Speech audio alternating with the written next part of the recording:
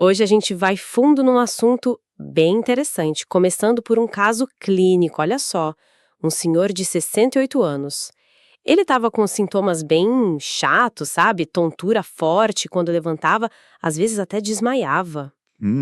Isso já acende um alerta, né? Sim, e não era só isso, tinha constipação, dificuldade para urinar, suava menos, e tudo ficava pior depois de comer ou quando estava muito calor.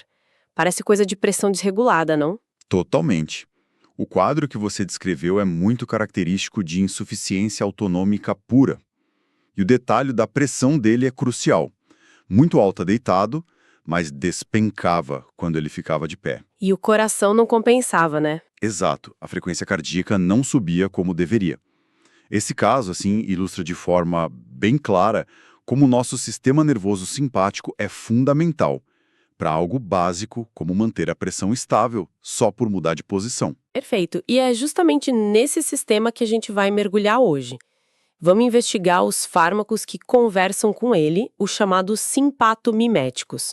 A ideia é entender como eles agem, por que tem tantos tipos diferentes, como são usados, basicamente como eles imitam os nossos sinais internos, tipo a norepinefrina e a epinefrina. Ótimo ponto de partida. Então, de forma bem direta, os fármacos simpatomiméticos são substâncias que mimetizam, ou seja, copiam, ou então amplificam as ações desses mensageiros naturais do sistema simpático. Certo. E como eles fazem isso? Pelo que eu vi nas fontes, não é tudo igual, tem umas divisões, né? Umas categorias. Tem sim. A principal distinção é entre ação direta e indireta. Os chamados agonistas diretos, eles são como se fossem chaves que encaixam direto na fechadura, que são os adrenoceptores, e ativam essa fechadura. Uhum. Pensa na própria epinefrina que o corpo produz ou em fármacos como a fenilefrina. O efeito que ele vai ter depende, claro, de qual fechadura, qual receptor ele prefere, onde esse receptor está no corpo e até como o fármaco chegou lá, a via de administração. Ok, essa é a ação direta. E a indireta, como funciona? Parece um pouco mais complexa? Um pouquinho, mas a lógica é simples. Os agonistas indiretos não vão lá ativar a fechadura diretamente. Em vez disso, eles dão um jeito de aumentar a quantidade das chaves naturais, a norepinefrina, que ficam disponíveis ali na sinapse. Ah, tipo, eles aumentam um mensageiro que já existe? Exato. Eles podem fazer isso de duas maneiras principais. Ou eles forçam a liberação de mais norepinefrina que estava guardada nas vesículas, é o que a tiramina faz, por exemplo, ou então eles impedem que a norepinefrina que já foi usada seja limpa da fenda sináptica. Ah, entendi. Como se bloqueassem o sistema de recolhimento dela. Isso. Alguns bloqueiam aquela bomba de recaptação, o NET, que puxa a norepinefrina de volta para dentro do neurônio. A cocaína faz isso, alguns antidepressivos também. Outros podem inibir as enzimas que degradam a norepinefrina. O resultado final é o mesmo, mais norepinefrina agindo por mais tempo nos receptores. E ainda tem uns que fazem as duas coisas, né? Ação mista. Tem sim. Alguns fármacos combinam um pouco da ação direta com essa ação indireta. Mas, no fim das contas, todos eles, de um jeito ou de outro, acabam ativando os adrenoreceptores. Faz sentido. Ou ativa direto o receptor, ou aumenta o neurotransmissor natural para ele ativar. Mas para entender como eles funcionam mesmo, a gente precisa falar desses alvos, os adrenoreceptores. O que são eles na essência? Basicamente, são proteínas que ficam ali na superfície das células. Fazem parte de uma família gigantesca, os GPCRs, receptores acoplados à proteína G. Imagina eles como sensores. Eles detectam o mensageiro do lado de fora da célula, a norepinefrina ou fármaco, e aí disparam uma resposta lá dentro, usando um intermediário importantíssimo que é a proteína G. Proteína G. Lembro de ter lido GS, GI, GQ. Isso complica muito a história. Nem tanto. Pensa assim, o receptor, quando é ativado, ele meio que dá um cutucão na proteína G que está acoplada a ele. Dependendo do tipo dessa proteína G, GS, GI ou GQ, ela vai dar um comando diferente lá dentro da célula. Comandos diferentes? A GS geralmente significa estimular a produção de um segundo mensageiro importante, o AMP cíclico ou AMPC. A GI faz o contrário, ela inibe a produção de AMPC. E a GQ ativa um outro sistema que acaba aumentando o cálcio dentro da célula. Cada comando desses leva um efeito diferente no tecido. Ok, então GS estimula via AMPC, G inibe a AMPC, GQ aumenta cálcio. Simples assim. E os receptores, aqueles alfa e beta, como eles entram nessa história de GS, G, GQ? Essa classificação original alfa e beta veio de observações farmacológicas lá atrás. Perceberam que alguns tecidos respondiam mais à epinefrina e norepinefrina, chamaram esses receptores de alfa. Outros respondiam melhor a uma substância sintética, o isoproterenol, chamaram de beta. Hoje, com a biologia molecular, a gente sabe que tem subtipos dentro de alfa e beta. Certo, vamos detalhar então. Começando pelos receptores alfa-1. O que eles fazem? Os alfa-1 usam principalmente a via da GQ. Lembra? Aquela que aumenta o cálcio intracelular. O resultado mais comum disso é a contração do músculo liso. Ah, tipo nos vasos sanguíneos? Exatamente. Contração dos vasos, o que aumenta a pressão arterial. Mas também no músculo da base da bexiga, por exemplo, ajudando na continência. A fenilefrina é um fármaco que gosta bastante dos alfa-1. Entendi. E os alfa-2? Parecem meio diferentes. Às vezes fazem o contrário. É uma boa observação. Os alfa-2 usam a via GI, aquela inibitória. Uma função super importante deles é funcionar como um freio, sabe? Eles ficam lá no neurônio pré-sináptico e, quando ativados, diminuem a liberação da própria norepinefrina. Além disso, no sistema nervoso central, eles têm um papel de reduzir o tônus simpático geral. É por isso que a clonidina, um agonista alfa-2, acaba baixando a pressão arterial. É um efeito central. Mas eles também podem contrair alguns vasos e agregar plaquetas. Interessante esse papel de freio. Agora vamos para os receptores beta. Pelo que você disse, eles usam a GS, a via que aumenta o AMP, certo? Isso. Em geral, os beta, tanto beta 1, beta 2 quanto beta 3, eles se acoplam a GS e aumentam os níveis de AMP. Mas o efeito final depende muito de onde esse receptor está localizado no corpo. Quais são os principais? Beta 1 e beta 2 são os mais comentados, né? Sim. O beta 1 mora principalmente no coração. Ativar ele significa aumentar a força com que o coração bate e também a frequência cardíaca. Ele também está lá nas células justaglomerulares dos rins, onde estimula a liberação de renina, que é uma substância que aumenta a pressão. A dobutamina, que se usa em insuficiência cardíaca aguda, tem uma ação beta 1 bem relevante. E o beta 2? Onde ele manda? O beta 2 é famoso por relaxar músculos lisos. O exemplo clássico é nos brônquios. Ativar o beta 2 causa broncodilatação, por isso fármacos como o salbutamol são a base do tratamento da asma. Ah, sim, os broncodilatadores. Exato. Mas ele também relaxa um músculo do útero, o que já foi usado para tentar segurar parto prematuro, e relaxa alguns vasos sanguíneos, principalmente os que irrigam os músculos esqueléticos. Além disso, ele ajuda o músculo a captar potássio do sangue e o fígado a liberar glicose. E tem um beta 3 também, menos conhecido, talvez. Sim, o beta 3. Ele tem ganhado mais atenção recentemente. É encontrado na bexiga urinária, onde ele relaxa o músculo detrusor. Já tem até fármaco, o mirabegron, que age aí para tratar bexiga hiperativa. Ele também está nas células de gordura, onde participa da lipólise, a quebra de gordura. Não podemos esquecer dos receptores de dopamina, né? Que também são importantes. Verdade, bem lembrado. Os receptores de dopamina são outra família, diferente dos adrenérgicos. Os do tipo D1, que também usam Gs e aumentam a MPC, são importantes porque causam vasodilatação em territórios bem específicos, como nos rins, no baço, nas coronárias. O fenoldopan é um agonista D1 usado em crises hipertensivas, por exemplo.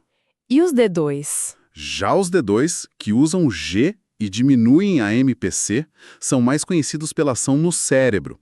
Eles modulam a liberação de outros neurotransmissores e são alvos importantes no tratamento de doenças como Parkinson ou algumas psicoses. Nossa, quantos subtipos!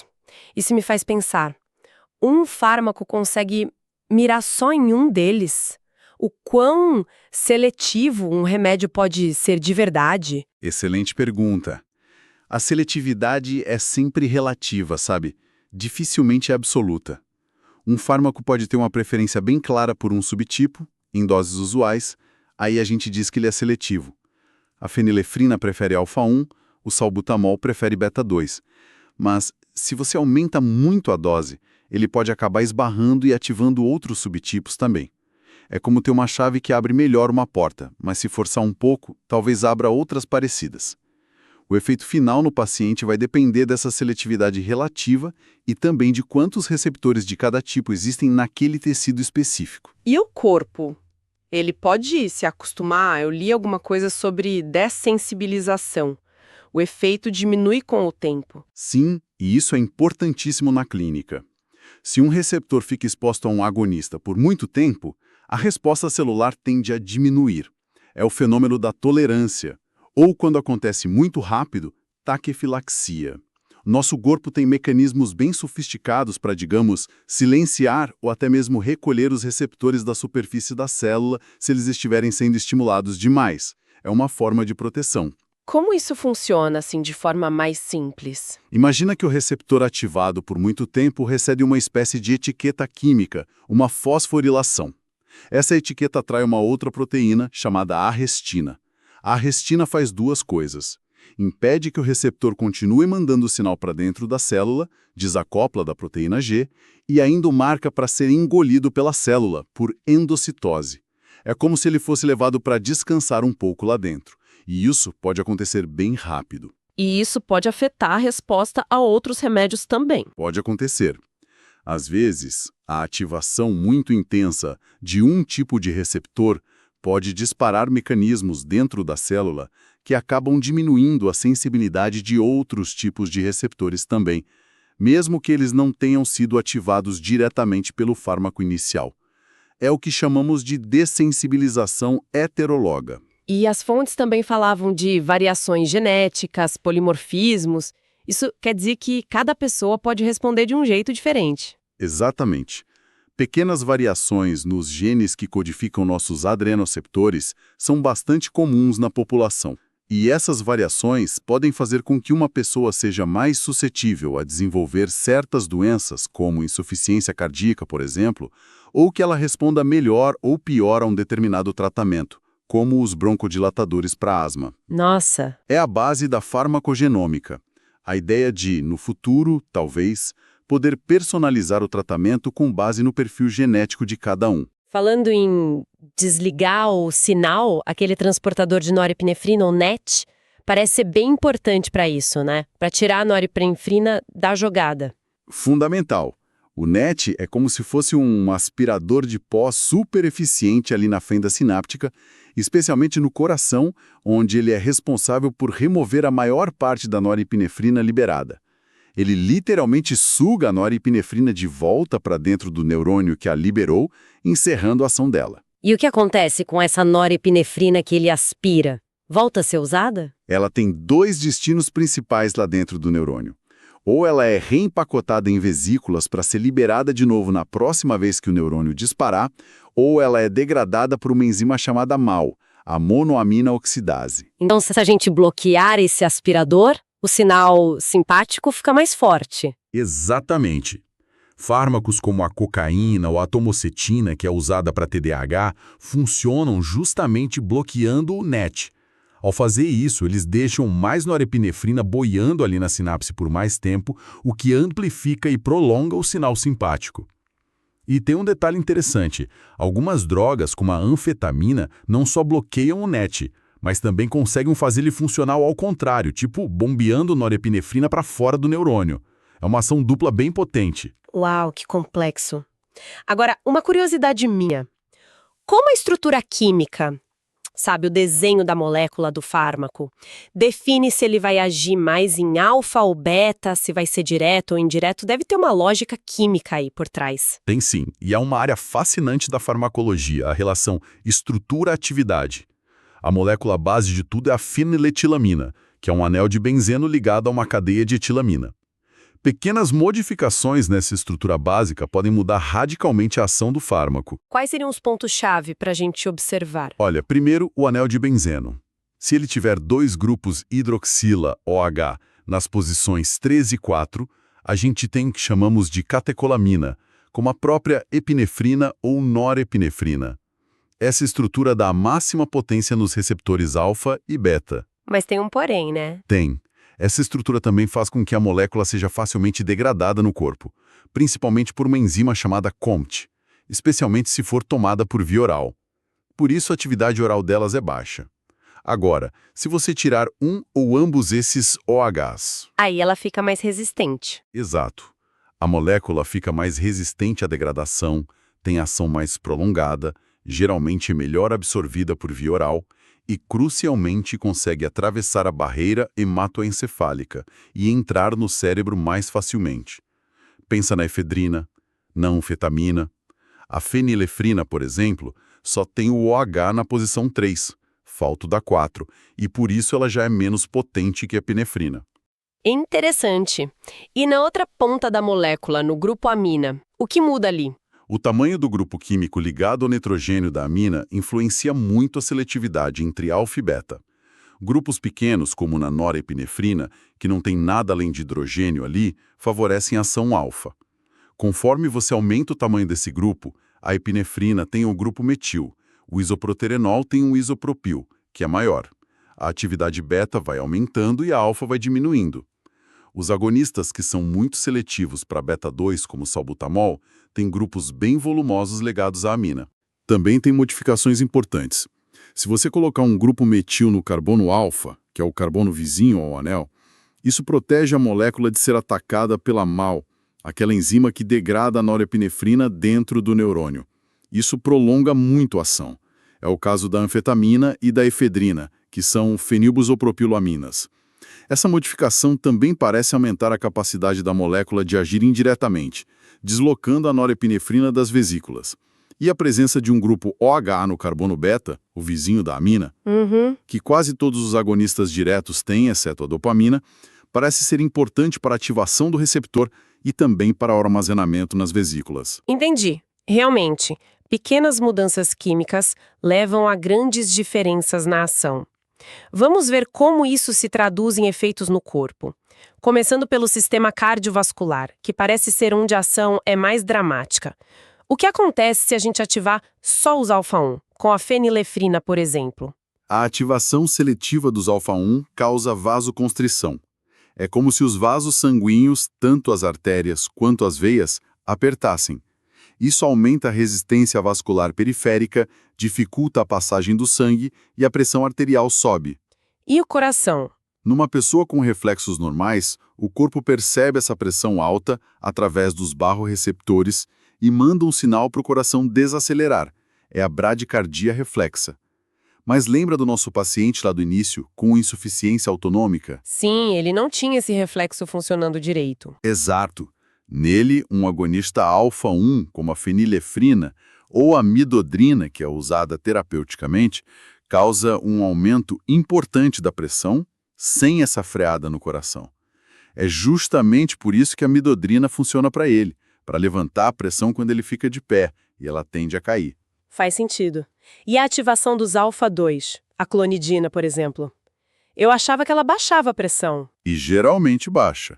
Embora os receptores alfa-2 presentes nos próprios vasos possam causar alguma vasoconstrição se você aplicar o fármaco localmente ou em doses muito altas, o efeito dominante da clonidina, quando administrada sistemicamente, é no cérebro. Lá, ela ativa os alfa-2 centrais, que diminuem a descarga simpática para o resto do corpo. Funciona como um freio geral no sistema simpático, e o resultado é a redução da pressão arterial. É um simpatonítico funcional na prática. Entendi, a ação principal é central. E se a gente ativar os beta, por exemplo, com o isoproterenol, que pega tanto o beta-1 quanto o beta-2, como fica o balanço? Aí a gente tem uma situação interessante, quase um cabo de guerra. O beta-1 no coração acelera tudo. Aumenta a frequência, aumenta a força de contração, o coração bombeia mais sangue, aumenta o débito cardíaco. Por outro lado, o beta-2, que está nos vasos sanguíneos, principalmente nos músculos, causa relaxamento, vasodilatação. Isso diminui a resistência vascular periférica. E quem ganha? No caso do isoproterenol, a vasodilatação beta-2 costuma ser bem pronunciada. Então, mesmo com o coração bombeando mais forte, a resistência total cai tanto que a pressão arterial média e a diastólica tendem a diminuir. A pressão sistólica pode até subir um pouco ou ficar igual, mas a média geralmente cai. E a dopamina? Você comentou que o efeito dela muda com a dose, né? Isso, a dopamina é um caso especial. Em doses baixas, o efeito predominante é a ativação dos receptores D1, especialmente nos rins, o que causa vasodilatação renal e melhora o fluxo sanguíneo ali. Ajuda na diurese também. Em doses um pouco mais altas, médias, ela começa a ativar também os receptores beta-1 no coração. Aí aumenta o débito cardíaco. E em doses altas, ela passa a ativar também os receptores alfa-1, causando vasoconstrição e aumentando a pressão arterial de forma mais significativa. É um fármaco bem versátil, mas que exige um manejo cuidadoso por causa desses efeitos dose-dependentes. Ok, acho que deu para ter uma boa ideia dos efeitos cardiovasculares. Resumindo, alfa-1, fenilefrina, aperta os vasos, sobe a pressão. Beta-isoproterenol acelera o coração, mas relaxa os vasos, então a pressão média pode cair. Alfa-2, clonidina, age no cérebro para baixar a pressão. A epinefrina, que pega alfa e beta, faz um mix complexo. E a norepinefrina mais alfa e beta-1 sobe a pressão tanto por vasoconstrição quanto por estimular o coração. Faz sentido, né? Perfeito.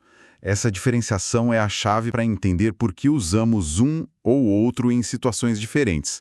Choque séptico versus choque cardiogênico, uma reação anafilática, controle de pressão e por aí vai. E fora do coração e dos vasos, onde mais esses fármacos têm ações importantes que a gente deveria destacar? Há vários lugares. No sistema respiratório, como já falamos, a ativação beta-2 é fundamental para broncodilatação.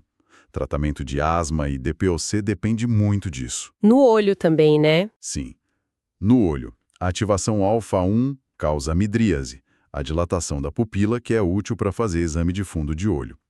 Já a ativação alfa-2, com fármacos como a brimonidina, ajuda a drenar o humor aquoso, o líquido de dentro do olho, e por isso é usado no tratamento do glaucoma.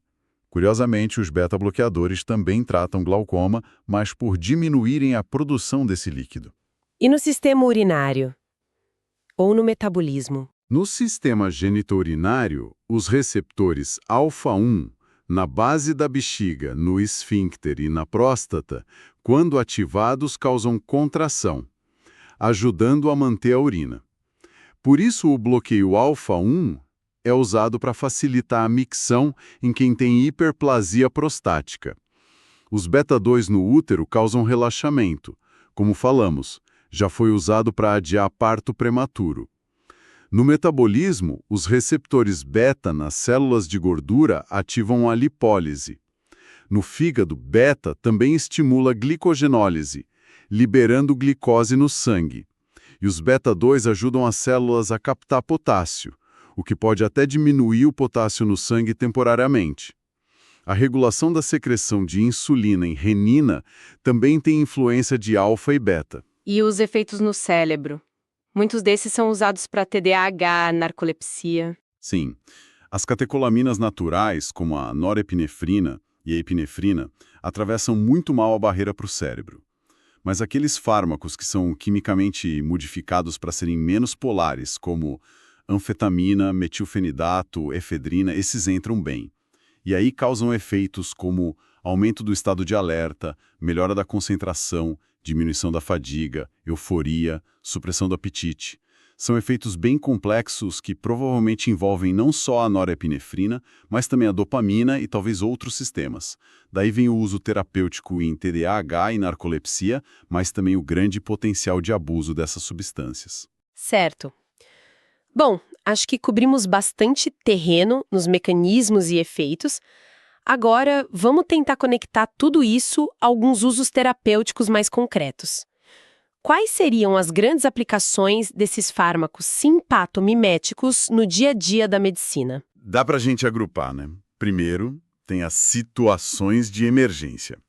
Aí a epinefrina é rainha. Na anafilaxia, não tem igual, e na parada cardíaca também é fundamental. A norepinefrina e às vezes a dopamina são muito usadas em diversos tipos de choque para manter a pressão arterial mínima para perfundir os órgãos. Emergências, ok. E que mais? Depois tem o controle da pressão e do fluxo sanguíneo em situações não tão agudas.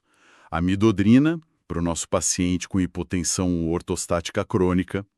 A fenilefrina, para subir a pressão rapidamente numa cirurgia, por exemplo, ou como descongestionante nasal tópico. A clonidina, para baixar a pressão por via central. O fenoldopan, em crises hipertensivas específicas. Problemas do coração. Sim. A dobutamina é usada em quadros de insuficiência cardíaca aguda, quando o coração está falhando em bombear o sangue adequadamente. E pulmão, claro. Fundamental. As doenças respiratórias, principalmente asma e DPOC, dependem enormemente dos agonistas beta-2 seletivos de curta e longa duração, salbutamol, formoterol, vilanterol e tantos outros. São a base do alívio dos sintomas e da manutenção. E as aplicações neurológicas? Aí entram os estimulantes como as anfetaminas e o metilfenidato, para TDAH e narcolepsia. A atomoxetina, que é um inibidor seletivo da recaptação de norepinefrina, um tipo de ação indireta, também é usado para TDAH. Tem mais algum uso importante? Oftalmo, talvez? Sim. Outros usos incluem o mirabegron, o agonista beta-3, para bexiga hiperativa. Os agonistas alfa, como a fenilefrina, para dilatar a pupila, midríase, ou a brimonidina alfa-2, em colírios para glaucoma, até para diagnóstico, como no teste da síndrome de Horner. Nossa, é uma variedade imensa mesmo. Vai desde salvar uma vida numa emergência, como anafilaxia, até tratar condições crônicas que afetam milhões, como asma ou TDAH. Passando por aquele problema bem específico do nosso paciente inicial, a dificuldade de manter a pressão em pé. Fica muito claro como entender esses receptores alfa, beta, dopamina e as diferentes formas de interagir com eles, direta, indireta, mista, permite um uso terapêutico muito direcionado. Precisamente. A complexidade e a fineza do controle do sistema nervoso simpático se reflete diretamente na diversidade de ferramentas farmacológicas que desenvolvemos para modular suas ações, para usos benéficos e, infelizmente, como você mencionou, às vezes também pro abuso, né? Exato. Para a gente fechar, então, queria deixar uma provocação baseada no que a gente viu nas fontes. A gente sabe que a genética de cada um influencia como respondemos a esses fármacos, os polimorfismos que você falou, e sabe também que os receptores se adaptam com o tempo, ficam menos sensíveis, é dessensibilização. Pensando nisso, como será que a medicina do futuro vai usar esse conhecimento? Será que um dia a gente vai conseguir prever, talvez com um teste genético, quem vai responder melhor a qual broncodilatador para asma ou a qual remédio para insuficiência cardíaca, ou mesmo qual a melhor abordagem para tratar a hipotensão postural daquele nosso paciente? Será que o tratamento vai ser ainda mais individualizado? Fica aí a reflexão para o pessoal.